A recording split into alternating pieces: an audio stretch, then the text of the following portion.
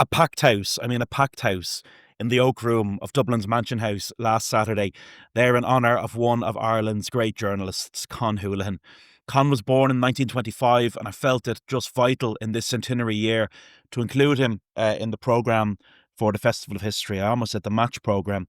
Houlihan's Dublin was a subject of an early edition of the podcast, but in pandemic times, the podcast was made differently, and I never really felt that Con was a subject to talk about on a Zoom call with someone who knew him. So while it was a joy back then to rattle off the match columns and everything from his beloved kingdom to rugby, from his adopted St. Pat's to horse racing, there's something special about this. This is a discussion about Con Houlihan with someone who knew him well in a room full of people who knew him well. There were so many publicans in that room. Like Con, it would be a disservice to describe Roy Curtis as a sports writer. Sports is his first graw, yes, but he writes brilliantly and broadly on the city, on its people, and on Irish society. And I would describe Roy as a newspaper man in the way that we had, and to a lesser extent, I suppose, still have newspaper men and newspaper women. You know, people for whom this proud and noble profession is more than just how they make a living. It's an important part of society. And the format of this event was that Roy led us off. It was a brief introduction from me, but I'm not going to remove that because I think the piece that Roy wrote deserves to start this recording. He got in touch with me before the event and said, I'd like to kind of read a personal monologue, if you will, about Con, what he means to him when he first encountered him, all of that. And it's quite moving. The actor Brendan Conroy, such a respected presence in Irish theatre over many decades, read some of Con's pieces. I want to thank my friend Jimmy Murphy, the playwright, for suggesting Brendan. It was such a great suggestion. And when I got on to Brendan and said, would you be up for doing this? He just said, anything for Con. How beautiful is that? Brendan reminded me that one of Con's great loves was the theatre, in particular the Focus Theatre. And Brendan read some bits by Con, the iconic All-Ireland match report describing Paddy Cullen rushing back to his goal. That's obviously there. There are other bits. A fantastic piece about the local press in Kerry and his beginnings as a journalist before he came to Dublin, and a piece on the early houses.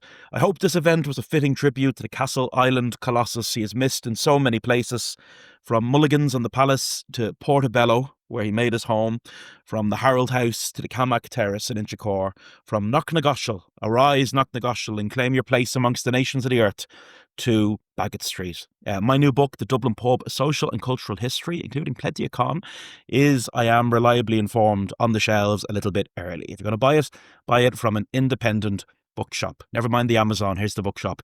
I really look forward to seeing what Roy will write, actually, as we approach Con's anniversary in December in the papers. So for now, enjoy this edition with a very impressive lineup of guests.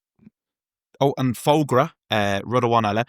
I didn't ask those who made a point from the floor or who asked a question if I could include them in the recordings. I really should have done that. So I've taken out the observations and questions from the floor. You'll know what point they came in at. You'll hear the round of applause that I've left in. But if you were there and you asked a question and you want the full recording, just get in touch with me because I have it and I'll send it on.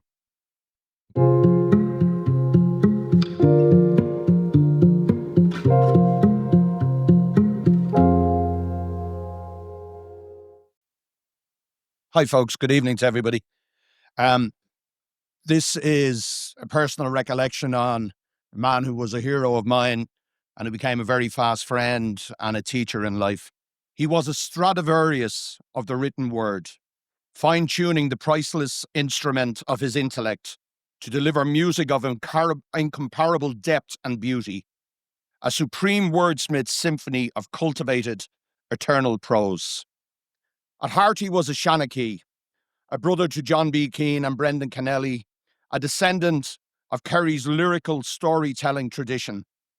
The Evening Press back page, the turf-fueled heart around which the people would gather to be warmed by his tales. In appearance, Con Houlihan resembled an old tenement building on the verge of collapse. But right until the end, the architecture of his mind remained as immaculate and indestructible and awe-inspiring as Skellig Michael itself. He wrote as a songbird thrills, note perfect, uplifting, his entire being invested in the blessed process, a miracle of nature whose hymns to the joy of being alive invaded every nook and cranny of your being. He wrote sagely about culture, bravely about politics, elementally about sport. Con lifted us over a turnstile at Croke Park or Lansdowne Road or Italia 90, perched us in a ringside seat, then served up a sensory feast, a banquet of sounds and smells, his perception gifting the rich flavors of the arena to his ravenous audience. He would sauce his sentence with untypical but gloriously enriching condiments. A line from Robert Burns, the architectural history of a Viennese cathedral, the mating habits of the swans on the Grand Canal. His dispatches were part sports commentary, part lessons in life, part evocative postcard from whatever part of the world he was bending paragraphs to his will. Without ever dipping a brush into a palette, he painted a series of masterpieces, works that invaded the soul of a nation. Like the Book of Kells or the game of hurling, or a slowly settling pint of stout, or the tumultuous, untamable boom of the Atlantic pounding the western shore, Con, it was always just Con, no second name or explanation required, was an Irish treasure. In an age before Sky Sports or the internet or smartphones, a time when live televised sport was doled out as frugally as wartime rations, he unlocked doors, allowed an inward-looking nation to glance through peepholes and a magical other world. From the forever fertile fields of his imagination, an abundance of images flowered and dazzled, his writing perfumed by rich bouquets of wisdom, empathy, and insatiable curiosity. Con had an awesome sense of the world happening. The Scottish writer Andrew O'Hagan might have had Houlihan in mind when he wrote, "The poets bring us in closer to ourselves, Jamesy. They make us better people. They help us to live our lives." I discovered Con as a 7-year-old, his descriptive powers transporting a wild-eyed kid from a working-class Dublin estate around the world on an Access All Areas private jet. A magic carpet ride that saw the reader one day perched on the back of Dawn Run, the cannon fire of horse hooves echoing through our bones as the mare galloped up the steep incline, out of that famous Gloucestershire Valley and into Gold Cup history's embrace. Or inches from Dave O'Leary as he placed the ball on the penalty spot in Genoa, your heart palpitating as loudly as his, the rhythm of an Italian summer and Irish yearning invading the bones. Scenting Paddy Cullen's raw panic, thrashing about with him in the convulsing tides of the 1978 All-Ireland final, as Mikey Sheehy's quickly taken free floated over the stranded keeper's head. Over to Con. Suddenly, Paddy dashed back to the goal like a woman who smells a cake burning. The ball won the race and it curled inside the near post as Paddy crashed into the outside of the net and lay against it like a fireman who had returned to find his station ablaze. He was unique, this wild, unkempt, thirsty son of the kingdom. Somebody who would stand slightly apart from other spectators at Croke Park's canal end, inhabiting his own distinct space, his only notebook, the always open pages of his mind. Yet hand him a pen and a fool's cap page the next evening, and he would make words dance like Nureyev. His erudition was a vast wine cellar, and he a sommelier selecting the appropriate verbal vintage for the occasion. I always think of him as a matchmaker, an agent of some literary Listoon Varna, introducing us to the hypnotizing rhythms of handsomely composed language, facilitating so many of us in falling in love with words. Art at its finest stimulates the senses, challenges the intellect, opens sealed compartments of the heart. Few pick the locks with such grace as Con. In his vagabond appearance, he resembled a city in the days after a natural disaster. He might have been a penniless Irish spalpeen transported from famine times, hiking the lanes of his malnourished land in search of sustenance. Atop that craggy Carrantoohil of a skull, his hair was an overgrown garden, too far gone for any shears or even ride on more to restore to order. He was the last mammoth, eyes hooded but all-seeing, his accent as unambiguously Kerry as the Killarney Lakes, his quick-fire spoken mumble often as difficult to decipher as the old Enigma codes. In the trademark self-conscious way he conversed, concealing his hooked Roman nose behind the vast JCB shovel of his paw. He evoked and accused on the forecourt steps, desperate to hide his identity from the pursuing photographer's lens. He moved in something akin to slow motion, lumbering, an unhurried stream, or a myth, what might have been the hint of a mischievous smile playing at his lips. He smelled of the world he walked, his fragrance never likely to be bottled for resale by any of the Parisian perfume houses. In his oversized tent of an anorak, he was a bird in its nest. His trousers were held up by string. The trotters, on which for years he had played rugby barefooted, were sheeted in a pair of careworn black Gola runners, as ancient as the oceans. He didn't much believe in banks.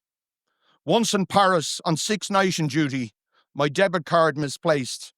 Myself and colleague Vincent Hogan bumped into Con somewhere close to Gare du Nord. Upon hearing of my penniless predicament, he reached into the tattered old bag that was his constant companion. An old clock marginally smaller than Big Ben peeking out from among the debris of his life, and pulled out a wad of notes that would have been sufficient to purchase Inishvikalon back from Charles Haughey on behalf of the people of Kerry. The first time I set eyes on him was in 1987, a journalism student entering the Garden of Eden that was the old Irish Press newsroom on Burgh, Quay. An open-plan expanse perched high above the southern flank of the slow-flowing, reeking Liffey. The click-clack of typewriters, a constant drumbeat in the daily concert of words being midwifed into life. There he was, like an ancient mountain folded into its own footprint, snoozing, bent over, a grizzly at rest. Dishevelled and asleep at 9 a.m., face down, reimagining the desk adjacent to Evening Press sports editor Tom O'Shea as some goose-feathered pillow. His arms akimbo before him, his snoring like a foghorn bellowing across the vast acreage. A genius refueling the mighty battery of his brain. His column, it ran Monday, Wednesday, and Friday down the full length of the broadsheet paper across 2 columns. A triumph of eloquence composed while most of us were sleeping was now complete. He would shortly commence his tour of the local hostelries. The White Horse, Tony Weir's, Tommy Wright's, his dear friend Lee Mahern's The Palace, and the Cusack's beloved Mulligan's, where he might partake of a brandy with goat's milk. Con was at his most comfortable at a bar counter, the minstrel of the high stool. Like so many Irish creatives from Bean to Kavanagh to Luke Kelly, this was his natural habitat, a seat of grace, his humanist church. One morning he invited me to join him in the Poolbeg Street pews. Mulligan's a magnificent smoke-choked cathedral of the drinking man. The sense of history was as inebriating as the porter. Hours later, still early, on my way home and very much the worse for wear, this first-year apprentice in the noble trade of imbibing would cycle his bicycle into a Pierce Street lamppost. From the haze of those endless hours in old, timeless saloons, Con mined a clarity of thought and a lyricism of expression, a capacity to think in technicolor, his words placing a mint on the pillow of so many lives. Alcohol he regarded as a friend. a balm for his shyness, certainly, but also a safecracker, one he was convinced facilitated him in accessing the treasures resting in the vaults of his mind. He was at once shy and solitary, the kind of man who bends away from the sun, who prefers to exist at the edge of the photograph, yet also enormously sociable. Wonderful, generous company, a purveyor of deep-down truths. He wrote a fortnightly Saturday literary column, Tributaries, that burst with knowledge and cultivation. Authored by a professor in the University of Life, a cultural lamplighter, illuminating pathways to semi-forgotten worlds. He lived in an old red brick terrace house in Portobello, among a traffic jam of books and a chaos of paintings. A house frozen in time, a countryman's castle in the heart of the city. A part of him perished with the 1995 closure of the Irish press. A fall in Cheltenham a year earlier shattered his hip and thieved his independence. His habit of walking the streets at dawn, no more. Even in death's anteroom, he continued to write. He died in August 2012 as the London Olympics unfolded across the water. His final column, one published posthumously by Colin McGinty in the Sunday World, wishing Katie Taylor well in her quest for gold. He's gone, but his words endure. His voice vivid still, a songbird drenching the land with his storytelling song.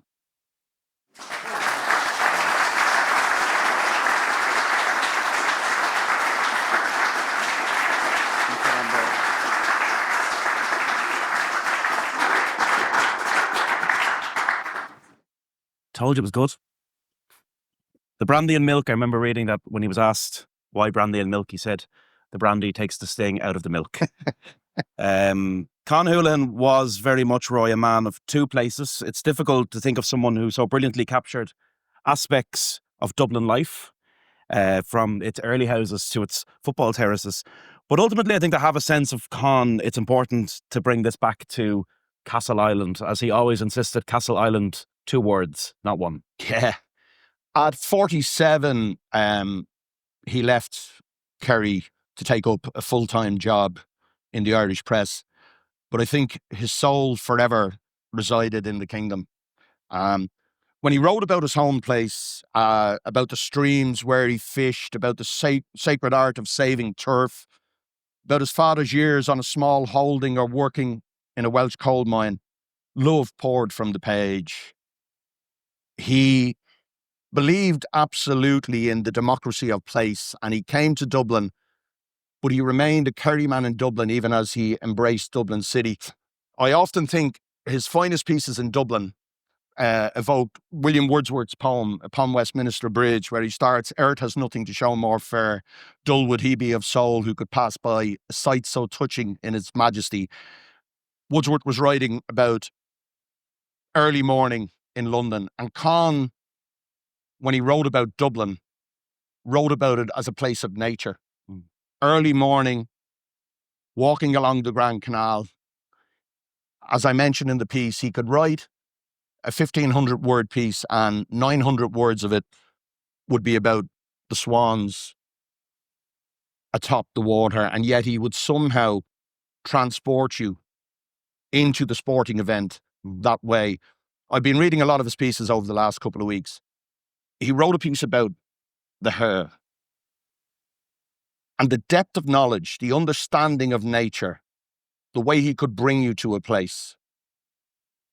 You realize there are various people who can write very well. There are various people with an immense knowledge of life. There are very few who can combine the two. And he did it in a way that I don't think anybody else has done since. A piece I love that kind of does what you're saying there of evoking the country and the city is about walking down Kilmainham Lane and heading towards the old Royal Oak. And he says, it's like a piece of the country in the heart of the city. It has green spaces, hedges and trees, and there you can hear the birds sing.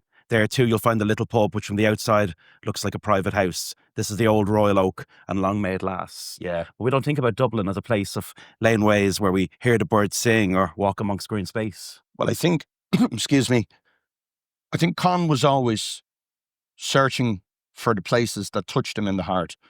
People talk about Con as a sports writer, but the genius of Con was his interest in people. He would go to an event and he would write a 1,500-word piece, and the incidentals of the match wouldn't really figure. But he was fascinated by white people, who they were. He loved the notion of the working. He was very much a socialist. He went to London as a labourer when he was 18, spent a year there in 1943 during the war years, and was really taken by the essential stoicism and decency of the working class. And he always came back to that in his writing, the notion that he called himself a peasant, and the notion that people could rise up above who they might have been. One of the finest pieces I ever read by Con was a piece on Liam Brady. And Liam came across to a lot of people and to the media as a very dour, reserved type of guy, something that was actually exposed as not true in that brilliant documentary a couple of years ago. But Liam's father had sent pieces to Liam in London about Con's writing. And out of nowhere in Malta in 1989, when Ireland had played a game, Liam rang Con and they went for a long walk. And there's a line Con used to describe Liam Brady, which I spoke to Paul McGrath about subsequently. Talking about the difficulty of an athlete, particularly 30 years ago, breaking out of their armour. And he talked about Liam being full of crushed tenderness. I think it's one of the most beautiful descriptions I've ever heard of anybody. I subsequently mentioned that to Paul McGrath because Con adored Paul. And Paul had said that, I think it was Billy Baxter, who would have been Brian Kerr's right-hand man, showed Paul, when he was going through some of his more damaging times, a piece Con had written about him. And Paul said, it made me realise I mattered. That piece was Richmond Park is the League of Ireland's Cape Carnival, and the latest rocket to be launched from there is Paul McGrath. A year ago, his name meant nothing outside of the little leagues. Now he's on the brink of a first-team place at Old Trafford. Charlie Walker's an amazing prospector. He goes around to abandoned mines and seemingly panned out rivers and finds gold. And I know that at the Palace of Varieties off Emmett Road, I will experience more magic this coming season than at any great stadium across the Irish Sea. He was early to the genius of Paul McGrath. He was early to a lot of things because Con was an incredibly perceptive man. People would see him sit at the end of the bar, and he was one of the great observers of life. And there was a generosity of spirit about Con where he chose to see the good in people. It's very easy, particularly in this cynical age, he would have been lost in the world of social media where to get hits you have to be outrageous. Con traded on his compassion, on his humanity, on the extraordinary breadth and depth of his intelligence, and of curiosity. And I think the curiosity was the thing that set Con apart. Anytime we went on foreign trips and we went around the world with him, Con would go missing. He'd go on walks. He wanted to see the place. He wanted to live the place. He wanted to understand the place. And that's why I think so many people related to what he wrote, because he sent you an intellectual postcard from anywhere he went. He didn't do the official press conferences. He sat with the local people, much like Jimmy Breslin, the great observer of New York life. Con went into the dark alleys and found the real place. We're going to hear some famous Houlihan reports in time, but I thought it would be nice that the first reading from Brendan Conroy will come from Conroy talking about Kerry and his recollections of the newspaper, The Taxpayers' News. Hello, everybody. Lovely to be here. In a previous incarnation, I was the proud editor of a magazine called The Taxpayers' News. It was published in my hometown, Castle Island, County Kerry, and it hasn't a very romantic title. And in its pages, we might come across an article headed how to make good concrete blocks. It dealt mainly with politics and economics, and some people, indeed thousands, seemed to know our paper would carry poetry. Reams of it came in the post every day, so that eventually it posed a familiar problem: to burn or to bury. One poem, however, was so good that I published it. It was the first time ever that John B. Keane saw some of his work in print. It was a well-crafted poem to his girlfriend Mary O'Connor, whom he eventually married. And of course, we carried a cookery page, written by a Cahilsaveen publican, Pauline Maguire, who had the honour of having a play produced in the Abbey Theatre. And one day, she failed to deliver, and it was my first great trial as an editor. I jumped into the breach with an article headed, "How to Cook Trout." It began, "To prevent fragmentation, roll in flour." The trout, not yourself. And despite the article about making concrete blocks, it was a light-hearted magazine. It didn't compete with Ireland's Own in publishing jokes, but it wasn't far behind. One of our first jokes was, two little birds were talking on the top of a tree, and one said, "I haven't seen you for a long time." And she answered, "Well, I've been transferred to another branch." Well, believe it or believe it not, now this little joke recurs in the current number of Ireland's Own. And my times there were very happy. We published short stories from the French, Russian, and English.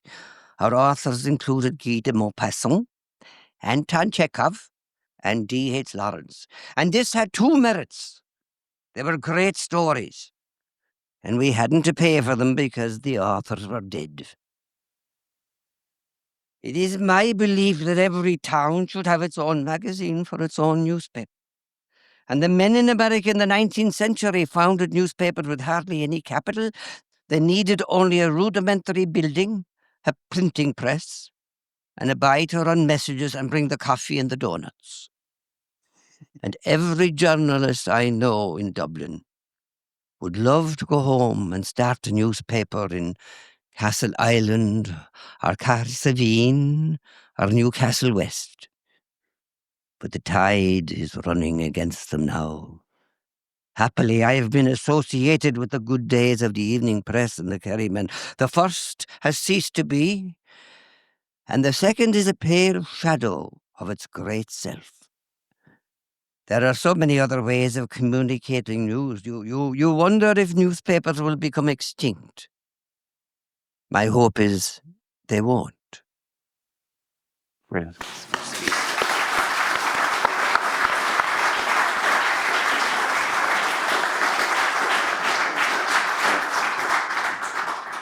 One thing, Roy, that I think is incredible about Con was the diversity of his interest in sport. So you mentioned that he was a socialist. On his coffin was the Starry Plough, the flag of James Connolly and the Citizen Army, but also a Castle Island rugby jersey. He wrote beautifully about every sport imaginable. On horse racing, he said, "My neighbours knew horses not as names in the newspapers or the form books. They knew them as creatures of flesh and blood and minds and spirits." He was interested in sport and human recreation in that broadest sense. We think of Kerry rightly as a Gaelic football heartland, but Con, I think the sport that touched him closest to his soul was rugby. He described it in one memorable piece as rugby being a sport that demands the total man. It is of all games the closest to battle. More than any other game, it satisfied the need for glory, not glory in the sense of fame or tangible honours, but in the testing of your manhood and finding it not wanting. It provides scope for passionate physical expression. And he quoted D.H. Lawrence about what rugby did for working men when he was talking about how rugby league thrived in the north of England. He said, it serves impulses that come up from the very earth. And I think that's the thing about Con in his writing. He reveals so much, like a lot of shy men, I think he opened the doors to every room of himself only when he was writing. His profound sense of place, his love of nature, his vast literary knowledge, his left-leaning impulses, but his understanding when he wrote about sport, and I think this was key in Con's writing, that it offers a window to the human soul. A lot of people regard sport as something trivial. Con saw in it the measure of people, the way it could unite people. I remember there was a great line when Charles Lindbergh crossed the Atlantic. There was a New York column talked about how he lifted people out of slumps and slouches, and all the world was gay for a while. Con understood the effect sport had on people, its elemental capacity to touch people. I think we see it every time an outsider wins. When Louth won the Leinster Championship this year for the first time in 60 years, the effect it has on people. Con wasn't interested in statistics. He wasn't interested in formations. What touched him and what made his writing great in sport and in everything else was he wrote about how an event touched people. And he could only do that because it touched him too. It's so interesting that he really emphasised the class dimension of so much sport, the communal dimension of enjoying it. But people's memory of Con, certainly in Richmond Park, and I know also in headquarters in Croke Park, is standing that little bit apart from the crowd. So people pointed a spot in the Camac Terrace, which was a little bit away from where the rest of the supporters would be, or in Harold's Cross Greyhound Stadium when they were there. He was always comfortable kind of being that little bit apart, observing the crowd perhaps as much as observing the game at times. He talked about aloneness being the greatest aid to concentration. I mentioned when I was speaking up at the stage that he never took notes, except for you would find him with 3 beer mats from wherever he had rambled, which would have his famous fogras. And at the end of Con's long pieces, there was fogra and fogra ella. And people who got into one of those notes from Con felt like they'd won something in the lotto of life. But he talked about he would often be on his own in a pub, but never be alone. Because, and you have a book coming out about pubs and their historic import. Con understood that great pubs like the Palace Bar and Mulligan's, his 2 of the loves of his life, along with the Irish press in terms of places that he always wanted to be, that necklace of pubs around Burgh, Quay, he would regard them as the museums of Irish life. He would savour the history. And when he was sitting there reflecting and watching, he was inspired by the beer, by the red wine, by the brandy, but also by the surrounds. By the milk. By the milk. Goats. Cow's milk, he once told me, was a betrayal of the truth. There was no debate over, when we were selecting the readings for this event, there was a match report that had to go in. I think everyone here knows what that match report is.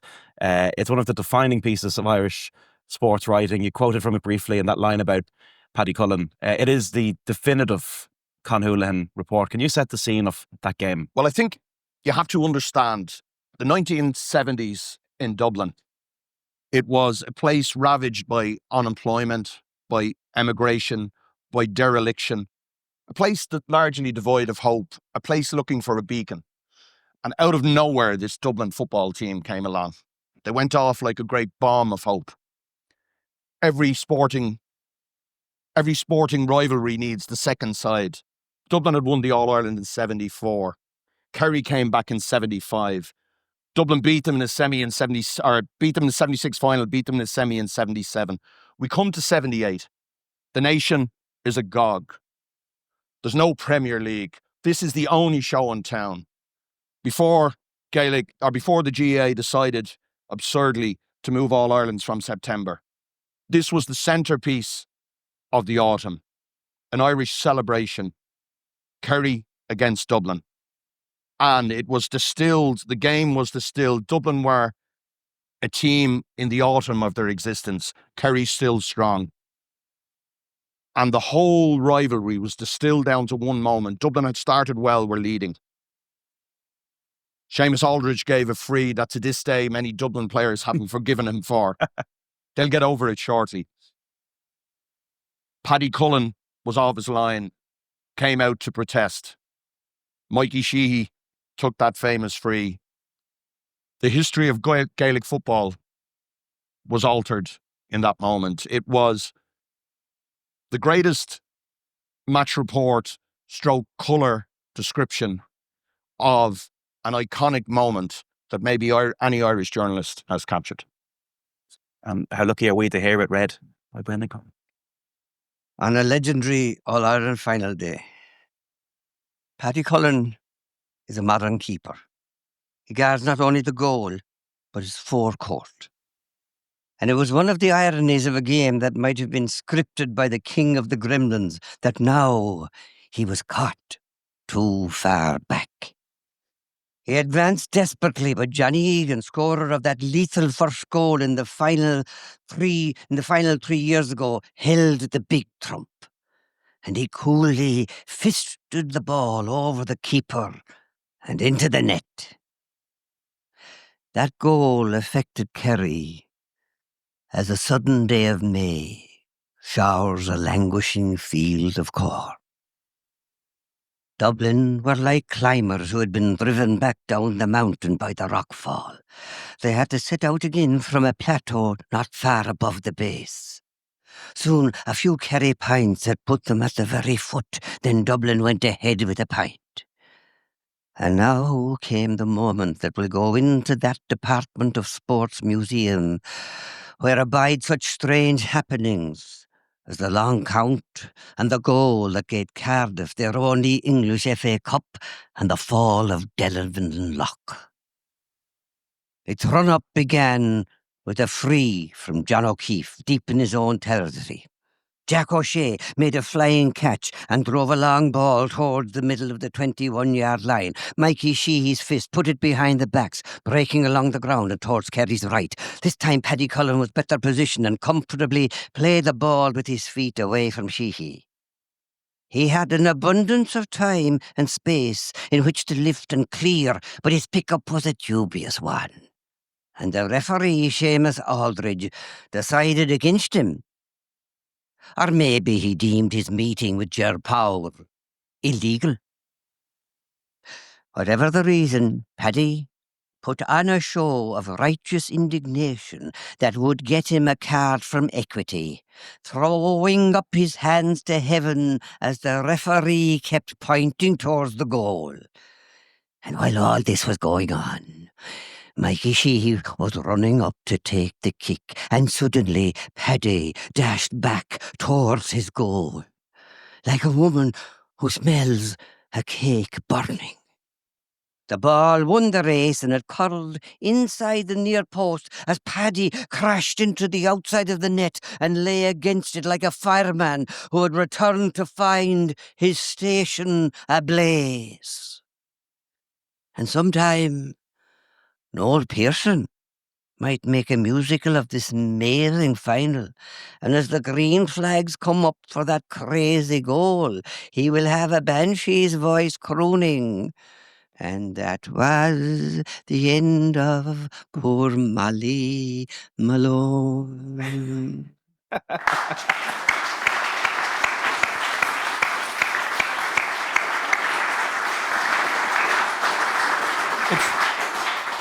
There's actually a funny thing. People associate Con so closely with the GA, with Gaelic football, but he regarded it as a synthetic game.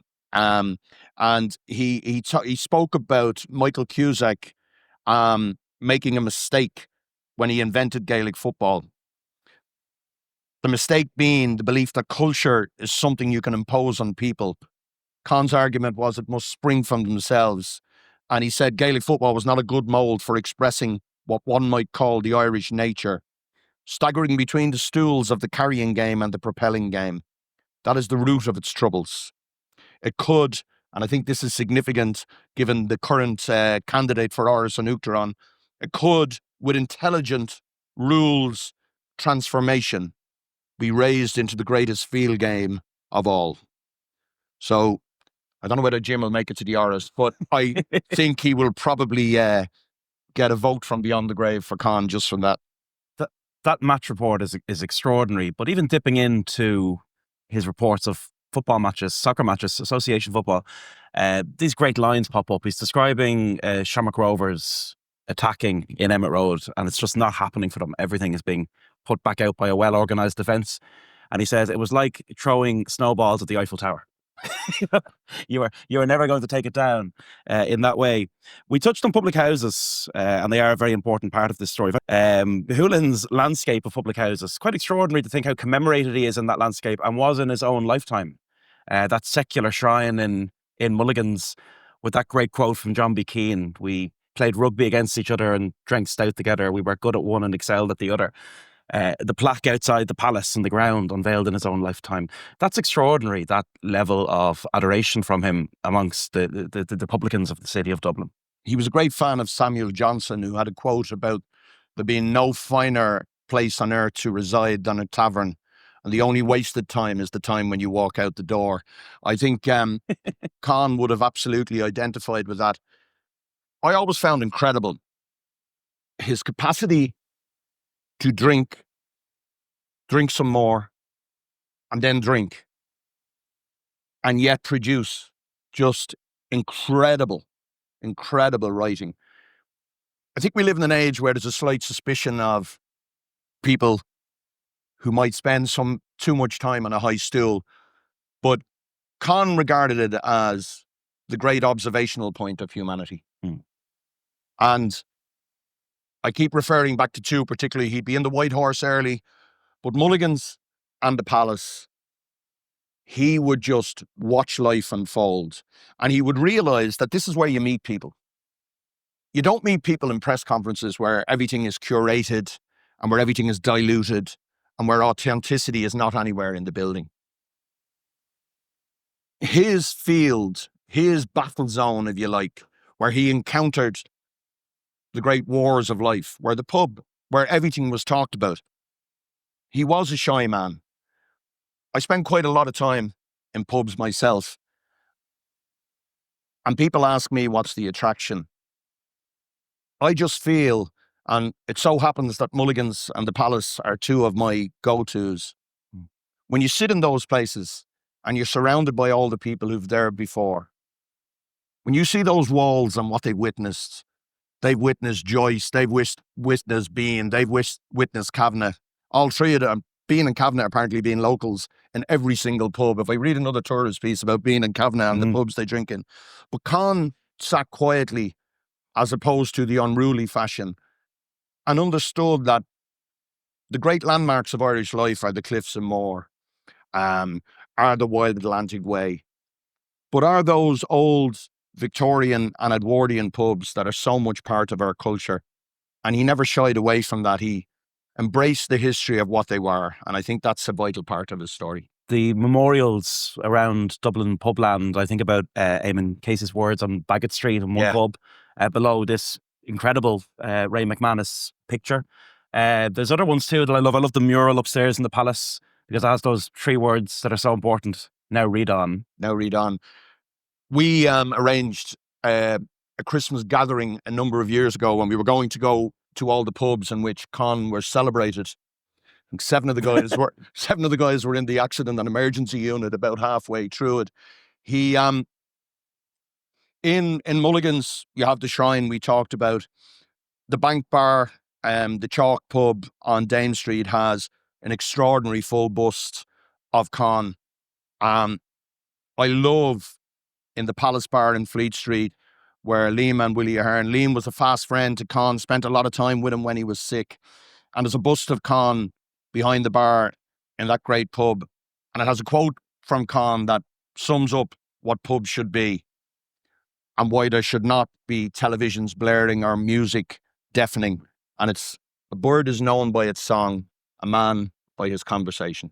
And that's the essence of what Con believed pubs were. It's a particularly beautiful memorial because it connects back in some ways to Kerry. It's a copy of one that had been in the office of Dan Spring, and Con would say as soon as I was able to wield a brush and whitewash up James Connolly on an innocent wall, I became a bucket-carrying member of the Irish Labour Party. But when I see that bus, it reminds me not just of Con's love for the palace, but that connection to the Springs and other things about him. Yeah, he campaigned for the Springs. And when you look, as I say, he was very, very proud to call himself a peasant. And Con's father farmed a small 5-acre holding, not on particularly great land. At one stage, had to move to Wales to work in a mine. And he got that love of place and land from his father, who came back in 1923 to agitate on behalf of the anti-treaty side in the Civil War. Whereas from his mother, he got that bookish love.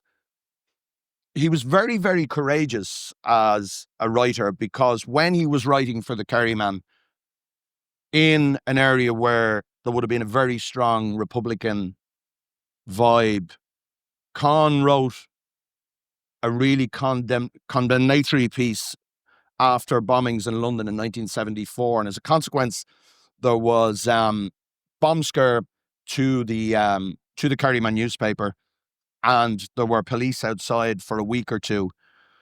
So his politics were very plain. He believed in the truest form of socialism, in rights for the working man, but he found violence of any type abhorrent. And I think anyone who has ever met Con, and he was this gargantuan mountain of a human being, there was a gentility at his soul, and he believed that humans could sort of celebrate together. He wasn't afraid of saying unpopular things. In his literary criticism, he questioned Samuel Beckett. He wasn't a fan.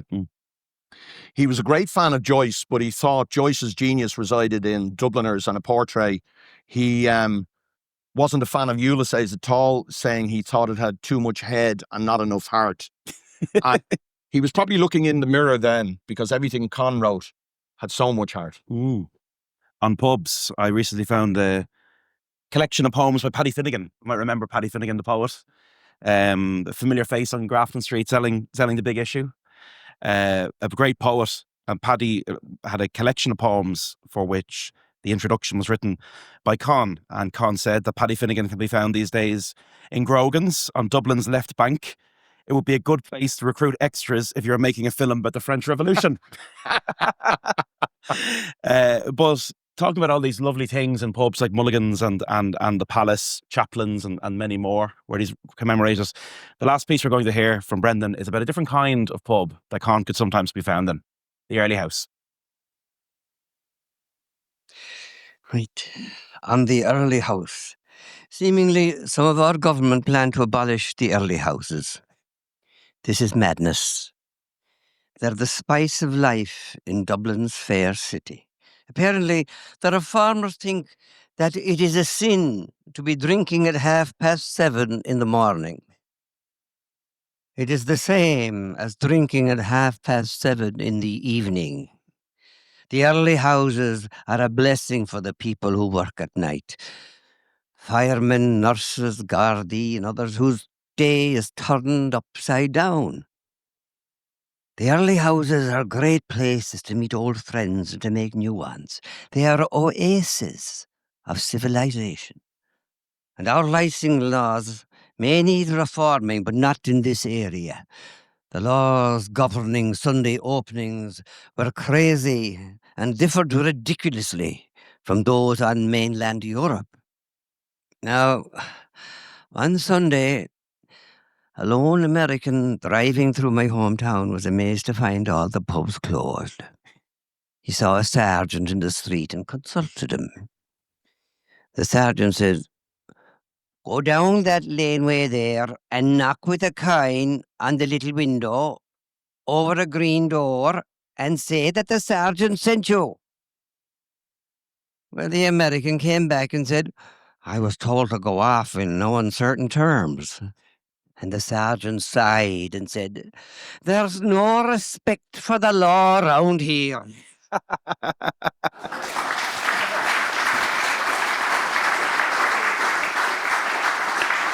Brilliant. Now, right, isn't that piece a reminder of how Dublin is ever changing? That was 2008. Yeah. There are now, I would argue, 3 early houses in the city, and that there are 3 7 o'clock establishments that are traditional pubs. So the landscape of Dublin is always changing, and the journalist can be a kind of accidental chronicler or historian in their own way at times. Not just a chronicler, but a rescuer in many ways that allow people to see back in time, to see how things were and progress. I was with a number of people beforehand, and we were talking about oat milk coffees as opposed to brandy and goat's milk in a changing and evolving time. And sure, there was certainly in Dublin, as there's a lot of writing about it, and in Glasgow there was a lot of abuse of alcohol, and there were a lot of homes were very unhappy places as a consequence, and we can't completely wash over that. But there was something wonderful, something escapist, something of the notion of beating a system, of walking into one of those early houses. And you felt the world can't get me here. And I always felt that Con, part of what he loved about that environment was the world couldn't get him. It was his safe place. And I think we all need safe places. And when you have an artist at his moment of supreme expression and his studio is Mulligan's or the Palace, it reminds you of the good that pubs do. It reminds you of not just their existence as a social lubricant, but the cultural part they play in the story of Dublin and the story of Ireland. And we're seeing rural Ireland being absolutely decimated and destroyed and falling apart. And the pub was the centre of the community, the glue that held things together. Con understood that. I wonder if we came back today. He famously did a series of essays on the towns and villages of Ireland and travelled around. And first thing he did was find a local pub. And that was his passport into talking and meeting people. If he came back today, I'm not sure Con would think the progress of the 13 years since he died and the 20 years since he was really able to get about, I'm not sure he'd think it was necessarily a great thing.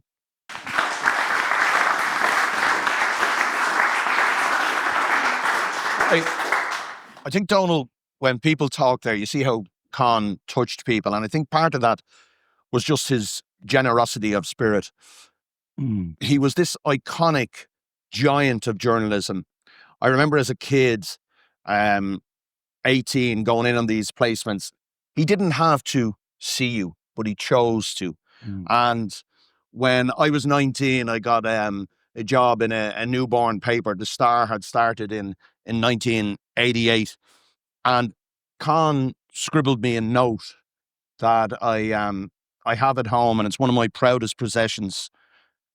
And that he would make the effort to do this just speaks volumes to me about the type of man he is. It was a quote from the 18th century French philosopher, Denis Diderot. And it was a gift from this supreme wordsmith, his way of educating me on sports power to touch the people. And it was written in that very unusual hand of his, just 10 or 11 words. And it read, "Only passions, great passions, can elevate the soul to great things." He lived that way, and he encouraged others to do likewise. What I think was so nice about this event and people's memories from the floor is that Con spent a lot of his time honouring and commemorating others. So I think about O'Brien's on Leeson Street, his tribute to Luke Kelly's partner Deirdre from the Focus Theatre, his lovely words about Michael Hartnett, the poet from Newcastle West. He was always championing other people and ensuring other people had their place in the column or on the walls of a pub or whatever it might be. So it was really nice to pay tribute to him. But one thing that is on the wall of a pub, and I think it's a good question to close with, is the final edition of the Press, signed by Con, on the wall in Mulligan's. As a journalist, you're very passionate about the industry and the traditions of it and everything that comes with it. It's so important, isn't it, that we continue to see a thriving press in this country. And you're asking, like, if Con were with us today, would he be writing? You know, we need to protect and promote our press. In the last couple of weeks, there's been more announcements of more redundancies, and it feels like this inexorable slide into a post-newspaper age We have seen in America the silencing of the media. We have seen the drift to authoritarianism. Newspapers, by their nature, are imperfect and by their nature are vital. I was in South Africa covering the Rugby World Cup in 1995 when the Irish press group closed. Carl Johnson was actually out there from the press covering it. And I remember him in tears, broken. And we came home and my first bylines were in the press. It was a place very close to my heart. And Con, because he understood what the press represented, even in that age before social media, a post-truth society, you might say, he regarded the death of the press as a death of part of his family. He called it the death and closure of a village of truth, and a village that kept people informed, educated, and challenged their perceptions. Is there any better way of describing what newspapers should be and why they're so vital in this volatile age? Beautiful. So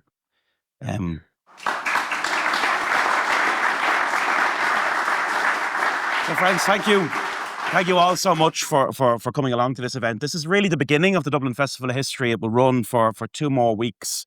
And really the centre of the action becomes your local library. You know, it moves from the Mansion House right across the city. Thanks so much to Brendan Conroy. That was just fantastic, wasn't it? That was so special. And Roy, I'd remind everyone that Kerry FC are still in the FAI Cup. So we might get the Con Houlihan derby in Lansdowne Road. Who knows? But Roy Curtis, what a legend he is. And I don't think there's anyone standing behind the bar in Dublin at the moment. So we better let you all get back to work. Thank you all very much. Thank you.